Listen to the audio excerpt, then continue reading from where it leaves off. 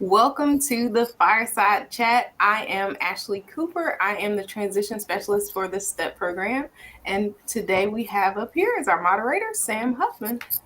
Hello, everyone. My name is Sam Huffman, and I oversee the STEP program's social media and marketing. And we are so thrilled for everyone who's joining us on Facebook, Instagram, Twitter, and YouTube to join us tonight. Just a reminder, this is our final Fireside Chat of the year. Well, I really should say 2024 application. So we'll have more when our next application starts. So we are real pleased to wrap up things today. But before we get started, I want to remind everyone that if you do have questions tonight, now is a wonderful time to get your questions answered. Just submit your questions in the comments field and we'll answer them live. So we're moderating and we're watching right now. So I'll go ahead and turn on the presentation and let Ashley take it away. All right, like I said, I'm Ashley Cooper, the transition specialist for the STEPP program. Today we're going to start with some fast facts about the STEPP program. So the STEPP program serves a population of students that have a documented specific learning disability like dyslexia, dysgraphia, dyscalculia. We have a comprehensive support program that supports students with ongoing assistance that through key transition points throughout their success here at the college. We provide intensive academic support for students. We host a network of providers and partnerships, and we offer life skills for students beyond once they graduate. So not life skills in the sense of independent living skills, but life skills in the sense of what will this student do after they graduate? Will they go into the career or the workforce, or will they go into graduate schools? So one key thing to note about the STEP program is that the students do not have to pay any additional fees beyond their tuition. So that's really cool. On the next slide, we're going to meet some of the STEP staff and all of our duties and how it relates to the overall consistency of the program. So me, I'm Ashley Cooper, the transition specialist. So I provide the incoming students, with a transition curriculum during their senior year of high school. So students typically apply to the STEP program during their junior year, and then during their senior year, once they're accepted, I provide a transition curriculum to help them navigate and come on board into becoming a pirate here at ECU. So I also focus on recruitment and application. So if you're thinking about applying to the STEP program, I would be the person that you would contact in regards to your application updates and your status and potential tours and open houses. Then we have Mr. Denny. Mr. Denny is our director of the STEP program. He oversees the daily operations of the STEP program, and he's the primary point of contact for currently enrolled students here. He's in charge of events here at the program, and he's in charge of all of the daily operations. And then we have Dr. Danielle Dietz. She is our instructional specialist. She acts as a co-advisor to our students here in the program. She provides the ongoing supports once the students come on board here at East Carolina. So she's providing the students with the STEP program's EDUC curriculum. She's providing them with time management skills, organization, study skills, learning strategies, and providing them with a lot of campus resources here. So like I mentioned, she's a co-advisor for the students. So the students have the choice of choosing their own major. And then so they'll have their major advisor, and then they would have Dr. Dietz as their co-advisor. So she really gets to know the students as a learner. She engages with the students through major exploration. So she plays a vital role once students are here on campus. Then we have Ms. Brooke Taunton. Ms. Brooke Taunton is our administrative support specialist, but she does so many great things for the program. She oversees our budget. She oversees our grant. It helps keep the program free for students. So incoming cohorts, the STEP program is no additional cost to you. So if you're thinking about applying for the STEP program, keep that in mind.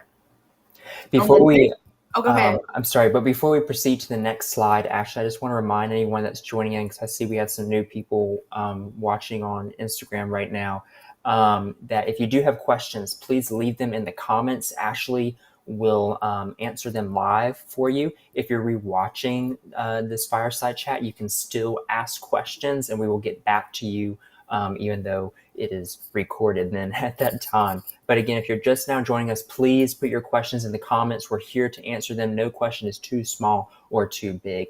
Ashley, do you want me to stay on this slide or go to the next one? We can head on to the next slide. Okay.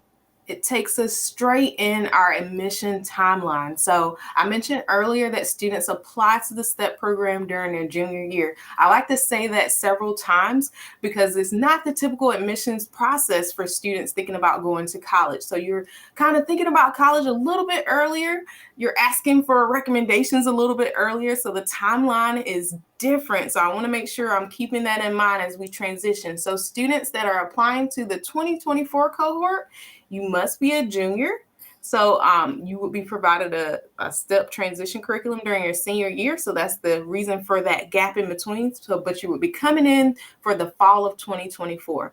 Our application deadline this year will be May 15th. So if you're thinking about applying for the 2024 cohort, you are a junior currently, and then the application deadline will be May 15th. And so also keep in mind that the STEP program is a separate application process from ECU, and it happens before the regular admissions process. So I want to keep that in your heads as we're navigating through this information tonight. And like Sam said, if you have any additional questions, feel free to put that in the chat and I will answer them live. So continue on into the next slide.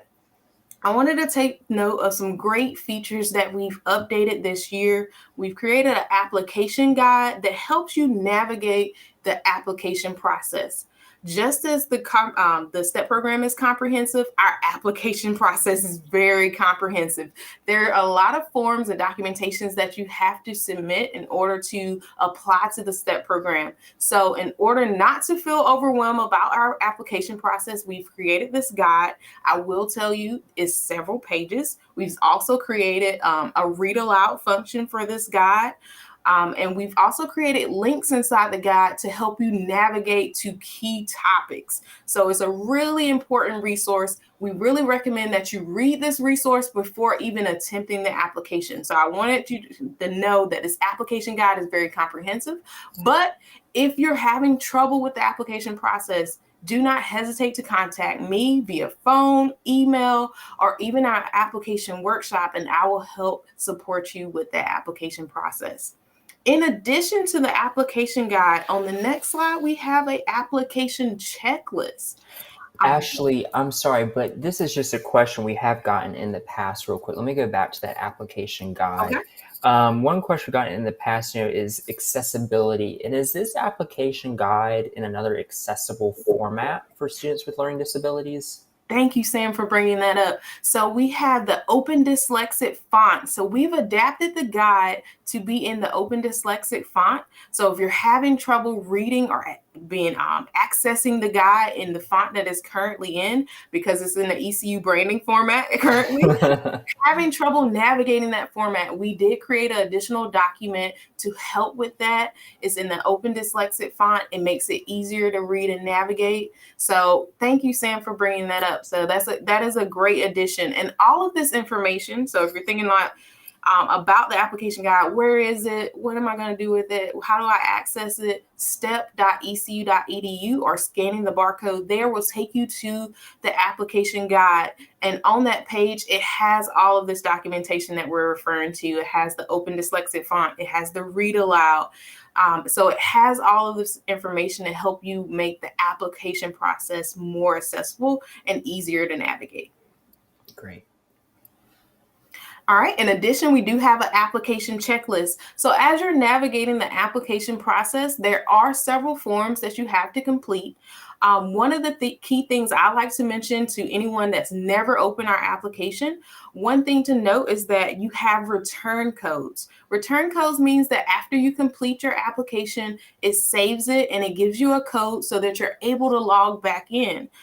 So it's very important that you keep up with your return codes. This application checklist offers you the resource to document the return codes on the application, so you can type it in. Also, it gives you the ability to check off potential forms that you have and potential uploaded documents that you would need and you have uploaded onto your application. So it gives you the ability to check off these things as you navigate the process. You can print it off or you can do it online. It's completely up to you how you navigate that process, but remember the return codes are important. Now, I know this question may be burning in your head. What if I forgot to write down my return code? No worries, just email me and I will access your file and provide you with that updated information. You will also get that updated information as you navigate the application. I send out application updates once you reach a potential point where you're like halfway or over halfway. I start to send out application updates that have return codes as well. So that's another way for you to navigate that process. Email me, contacting me via phone are great options for you as you navigate the application and accessing your return codes. I did drop your email below in our caption graphics there. So if anyone is wondering what Ashley's email is, it's cooperash22@ecu.edu. I'll leave that up for the next slide as well in case anyone needs to write that down right now. No problem. And feel free to contact me if you have any additional questions about the STEP program, if you're rewatching this and want more information, or if you have a burning question that you don't want to post live here, feel free to email me as well. So we're going to go over some questions that I have experienced this year. So each fireside chat, I try to make it more accessible, and I think about all of the questions I've received. And so here's some frequently asked questions that I've received lately about the application process. So how many students are accepted each fall? So I want to keep in mind that we only accept 10 students each fall semester. And students have to apply directly to the STEP program. So if you apply to ECU, your application is not in lieu to the STEP program. You have to apply directly to the STEP program. We have a separate application process that starts before the regular admission process. So students are applying to our program during their junior year of high school, and they're applying directly to the STEP program, and we're only accepting 10 students each fall. So I just wanted to make that kind of clear for everyone to understand that process and where you fit in there. Feel free to drop those questions in the chat, and I'm going to keep going through some questions that I've already created. Here's another potential question that I receive. If I'm accepted into the STEP program, what are my requirements for my first year? So thinking about the STEP program, you're coming in officially during your senior year of high school. So one thing to note, before you actually step foot on campus, you will be provided a transition curriculum. It's key that you participate in this transition curriculum. It's also a requirement of our program that you participate in the transition curriculum during your senior year of high school. Now, the transition curriculum is a light load. It's not a heavy load. It builds up your anticipation of coming into ECU. It preps you with college lingo. It preps you with newsletters and information. So participating in the transition curriculum is fun and interactive, and you get to interact with your cohort even before you step foot on campus. So it's a great transition curriculum. It helps you navigate the process from high school to college. So knowing that transition and the differences between high school and college is very important. And navigating during their senior year helps you step foot on campus and alleviate some stress about learning the campus that first year, because you're going to come in with a lot of information under your belt. And a lot of information, you're coming in with a lot of information, and you're also are able to focus heavily on your academics without learning all these new things about ECU. Also, I want to make sure you understand during your first year at ECU, you're required to get 15 hours of study hall. So study hall occurs in the STEPS Learning Cove. So the STEP program is located on the second floor of Joyner Library. So we're open Monday through Friday from 8 to 5. So these are the times that you can get the documented required hours for the STEP program. In addition, during your first year, you will take an EDUC class with our instructional specialist, Dr. Danielle Dietz. The study hall requirement is a part of that class. It's a requirement, is graded as a part of that class. So it does have a little teeth. You are getting graded on getting those 15 hours of study hall. You're also have to maintain your course progress record, was basically an outline of all of your classes, all of your assignments, all of your due dates. We go through a very good process of teaching you how to outline your process for the STEP program. And then you also have to maintain a planner. So writing down and documenting how you're spending your time studying, how you're spending your time in your classes, what things are due. And then one other thing that you have to do is meet with a mentor at least one time a week for 1 hour. And so mentors help you with that planning process. So if you have challenges with executive functioning, mentors are there to provide you with time management skills, helping you document in your planner, helping you navigate your schedule, because it will be very different if you're thinking about coming into college. It's going to look very different from the typical high school setting where you're there from 8 to 3. Your classes will be different. You will be in 50-minute classes. You might have 2 classes on one day and spend 50 minutes in each of those classes. So you have a lot of time outside of class that you would spend working on your assignments for class rather than the other way around that you do in high school. So these are a little example of the requirements during that first year, but these are the bulk of the examples for that first year. Of all of the requirements that you would have to do in order to maintain your conditional acceptance. There is one thing I'll add. I don't know if Dr. Dietz is currently watching, but Dr. Dietz, if you wanted to comment any additional comments concerning EDUC class, if you're watching, I know at one point I saw you were on, but if not, that's okay. We'll keep going. But Ashley, I'll interrupt you if Dr. Dietz does comment somewhere. She may be watching, but do you want me to proceed to the next slide? Go ahead. Okay. All right, so next question. Are the STEP essay questions the same as the ECU Common App? So sometimes we have students that have looked at the ECU app and have navigated the essay there, but what I will say is that the STEP essay questions are different. So if you're thinking about applying to the STEP program, you will need to open the application guide, because the application questions are not located on our application. So you have to open the application guide in order to access the STEPS essay questions. They are different from the ECU Common App. So they're located in the application guide. The application guide is very detailed. It gives you a great explanation of how to formulate your essay in terms of what we're looking for as requirements. And it also documents the questions that you need to respond to in order to provide your prompt for your essay. So if you're thinking about applying to the STEP program, please take a look at the essay process. One key thing to note about our essay that may be different from other application procedures is that we require students to submit their drafts and their final essay. So that is a little bit different from the typical application process, and I like to mention that up front. We like the students to submit their drafts, so all of your drafts, in addition to your final essay. So we want everything. We want to see your whole writing process. So that's the key to the STEP program, is we're navigating your writing process in the format of the essay questions. So that's a good thing to do, is to look at our application guide if you're thinking about applying, and viewing it before you actually apply. This would also just be, I think this is such an important topic to the application to the STEP program. If you have questions about this, now is a perfect time to drop your questions in the comments field. Same thing if you're watching on Instagram, feel free to drop those questions in the comments field. We'll answer it live.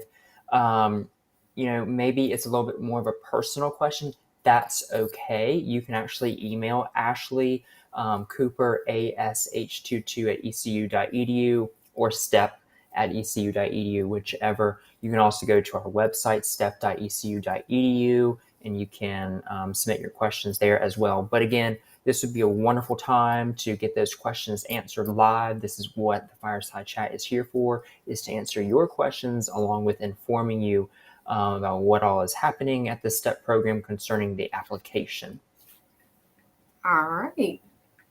So this will be my last question. So if you do have any burning questions on your mind that you would like me to answer, please feel free to drop those in the chat. So when is the deadline for the 2024 STEP application? So if you're thinking about applying to the STEP program this year, so that means you're a current junior, your deadline will be May 15th of 2023. So that's when our deadline is for the STEP program, May 15th of 2023. So our deadline is approaching very fast. So you have less than a month if you're thinking about applying to the STEP program. we have a question. All right.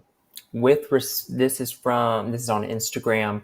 With respect to the application, can the applicant tell whether their recommendations have been submitted? That is a great question. So if you're thinking about navigating this process, if you've already sent your recommendation link to your recommenders, on my side, I can see whether your recommenders have completed a recommendation on your behalf.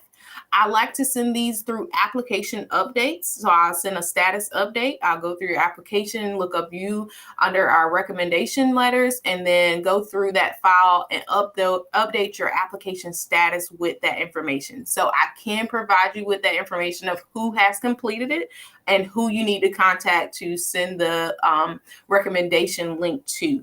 So that was a great question, which leads me into another question that I typically receive about the recommendation letter. So we actually do not accept recommendation letters in the sense of someone writing out a recommendation for you.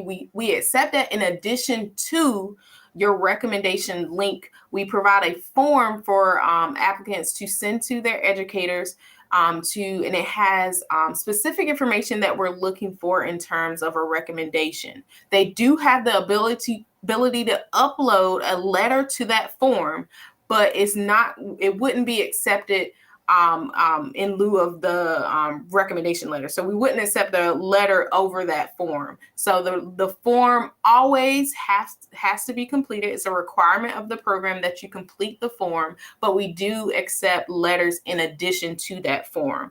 So if you're thinking about navigating this process, on our application tab of our STEP website, we do have a link that you can send educators. If you're having trouble navigating the website, can't find the link to send to the recommendation to your recommenders, feel free to contact me and I can provide you with that information of where it's located. I can send you that link so you're able to forward that information to them to make that process easier and streamlined. That was an excellent question. I don't think we've gotten a question like that before. So I believe the username is Simone.Hanfield. Thank you so much for that question. Again, if you have questions, maybe you've got an itching question, now is the time to ask those questions. Ashley is here to help answer them live. No question is too big or too small. So just drop it in the comments field, like I'm watching here over on Instagram, and on my computer I can see anyone who's asking questions on YouTube, Facebook, or Twitter live. And if you're also rewatching this after it is aired live, you can still ask questions and we can still actually get back to you. So you can still comment and ask those questions. I'll head to the next slide. All right. Of the application workshop. So I have 2 application workshops that are remaining this year. So the application workshops are group sessions where you're able to ask questions about the application. You can do it individually or in a group. I will say these are meant to be group sessions in the sense of asking general or generic questions about your application process. If you're thinking about or if you need additional support with your application and do not feel like comfortable sitting in a group session and asking those questions, you can sorry to interrupt you again. We have another question that just came in from Sharon, which says, if I can see it, there we go. Typically, when will a student know if they got into the program? So they know they got into the STEP program. Gotcha. So there is a timeline associated with getting into the STEP program. So one key thing to note is our deadline is May 15th. After our deadline, we will go through our applicants and notify applicants that we want to interview. Typical timeline for interviews is late July. So the last 2 weeks of July will be open to for students to come back in person. So we're going to be navigating in-person interviews this year. So no virtual interviews this year. We will be navigating in-person interviews. So that will be a great addition in terms of getting students on campus and acclimated into learning about the STEP program and in that interview process. From there, we have the admission committee review July, August to determine who will we be inviting into the STEP program in August. Maybe August, late August, early September, we'll send out notifications to let the students know that we're offering them a conditional acceptance into the STEP program. So I say conditional acceptance, and this probably will bring up some more questions in terms of what does that mean? Conditional acceptance means we're offering you a conditional acceptance into the STEP program at ECU upon things I mentioned earlier in several transition curriculum, completing your year of your senior year as successfully as you started. So strong finish your senior year. And then also making sure you're maintaining all of the requirements for the STEP program. So we typically, once you receive your notification, you'll get about a month to decide whether or not you're going to commit to the STEP program. So you receive an offer letter, then you have a month to commit to the program. And then by October, we should have all of our students committed to the STEP program. And then during that time, I will provide the students with additional information when it's time to officially apply to ECU. And then this will now open another question in terms of that application. So you apply to the STEP program, and then you do have to formally apply to ECU as well.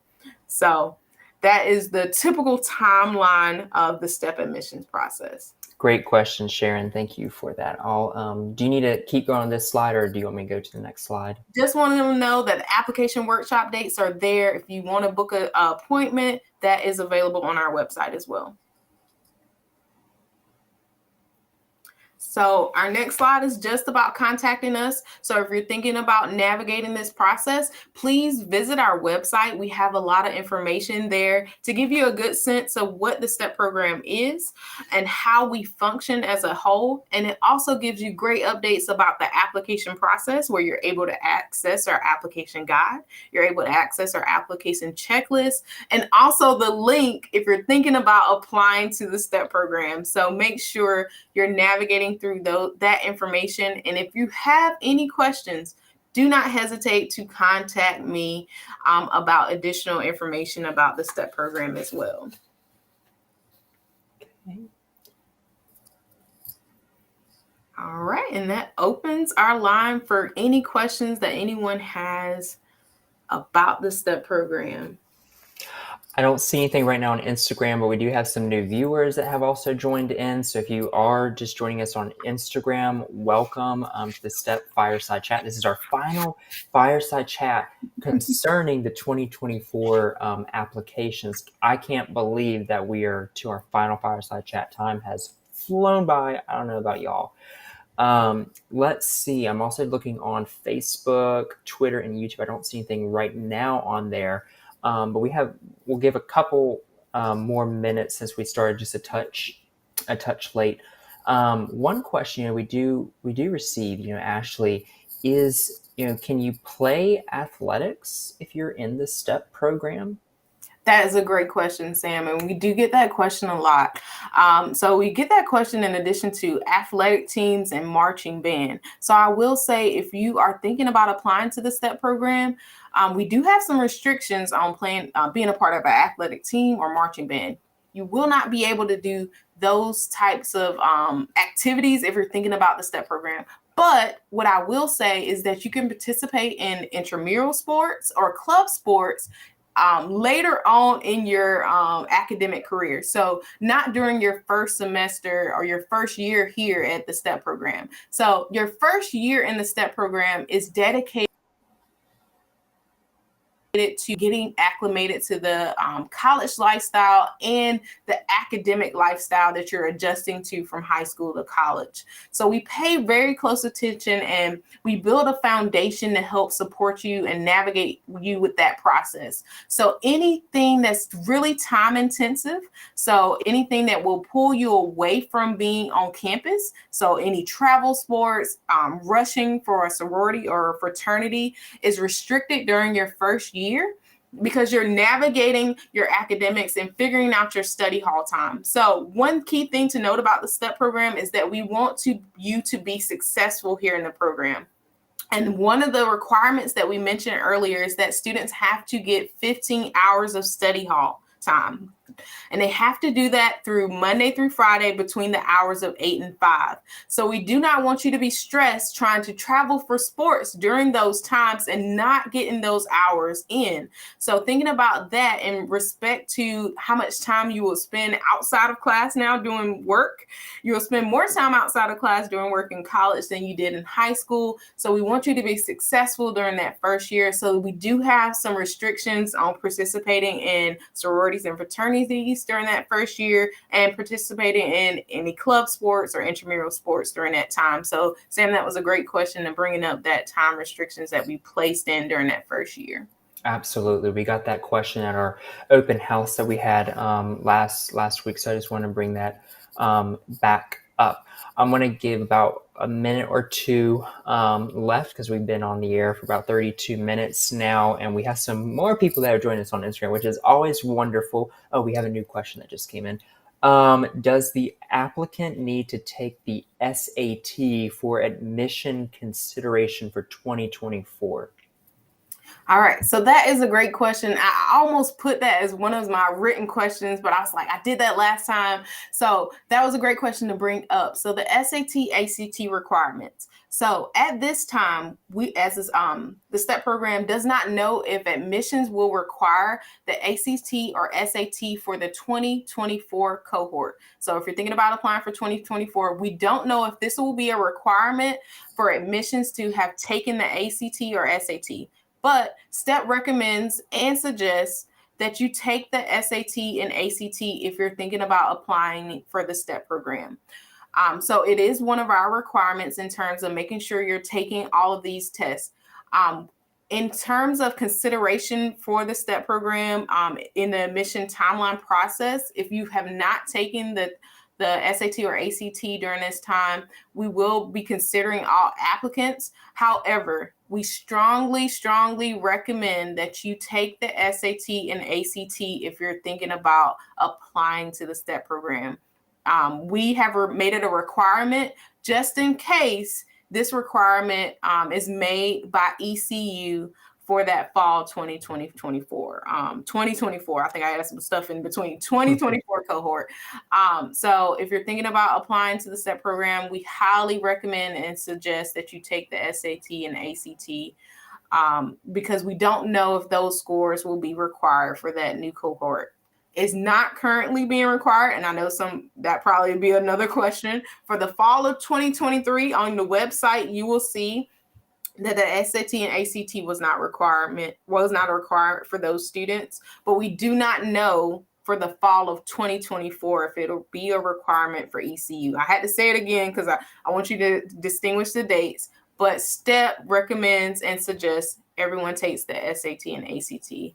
If you're thinking about applying during that timeline. What happens if it does become a requirement? It will streamline your application process later. So it makes the transition a little bit smoother later on if it is a requirement by ECU later. Such a great question, and just shows the importance of being proactive in an application like this. But as always, the STEP program will keep everyone up to date if the university does end up requiring the SAT and ACT to return. Again, we will update our website, and also we'll probably put that on social media because it's a major piece to the application. But such a great question. thank you for that. We have another question that just came in. And then I'll probably wrap it up shortly. What's your favorite thing about the STEP program, Ashley? Oh, wow. So my favorite thing about the STEP program would probably be our community building experiences. If you're ever on campus in terms of, or ever on social media, you will probably see that we have a lot of events that occur inside the Learning Cove throughout the semester. We have Dip into the Spring. We've had trail mix. What that was the get back into the mix of Yes. classes. We had a Halloween event. So it's a lot of events that happen on campus to they help build that community building spirit of all the cohorts coming together. It also makes STEP feel like a family in the sense of being a home away from home for students. During soup days, staff bring in soups. I will say my signature soup is the Panera broccoli cheddar that I don't make, but Panera does, and the students love it. So that's my It trademark was now. good. So if you're thinking about in that sense, that will probably be my favorite aspect of the program is that it's like a family. We do a lot of community building experiences, and we get to know I get to know all of the STEP students in terms of their transition from high school and then once they're on campus, I turn them over to Dr. Dietz, but I still get to interact with them and participate in these community building experiences. So it's a great way to navigate and just the experience itself kind of makes it feel like home and a family to me. Absolutely. And this person who commented that said, I agree in hearts. And I also agree the community building events at the STEP program are absolutely wonderful. And if you are a current STEP student and you're maybe watching, sometimes we do have some current STEP students that do watch these fireside chats. We are having a mental health event actually next Monday, Mind, Body, Heart, I believe is what it's called off the top of my head. We just sent it out on social media today. We'll be having some great activities to really focus on our mental health well-being on reading day, just taking the time to just step back away from studying because it's so important to focus on our mental health and our well-being, especially as we enter into exam season. All right. Well, I think, Ashley, that about does it. Do you have any final remarks? I just want to thank everyone for watching tonight on our Fireside Chat. And also, if you're thinking about applying to the STEP program or if you're currently applying to the STEP program, please remember to contact me if you have any questions about the application process. Or if you're a new person that's just joining us in the sense of coming in, and you're a sophomore and you're thinking about next year applying to the STEP program, please remember I'm the contact person for any prospective student and we will welcome you to campus. It's a very exciting experience, and just thank you so much for watching tonight. Absolutely. And I can't thank everyone enough for the past few months for joining us on these fireside chats. We have had in total over 500 people across the nation, not local, across the nation that have tuned into our fireside chats. We've had so many wonderful comments and questions during our fireside chats. We will continue these again for our next application as well. Just because we're in the fireside chats does not mean we're stopping altogether. We will still remain proactive on social media. That's a wonderful way to learn quick updates about the application. So make sure you're following us at ECU STEP. You can follow us on Facebook, Instagram, Twitter, LinkedIn. So be sure to follow us. Well, that does it for our final fireside chat for this application of 2024 application. I'm Sam Huffman, the STEP program's social media marketing manager, and that is Ashley Cooper, the transition specialist. We all hope you have a wonderful night and go Pirates.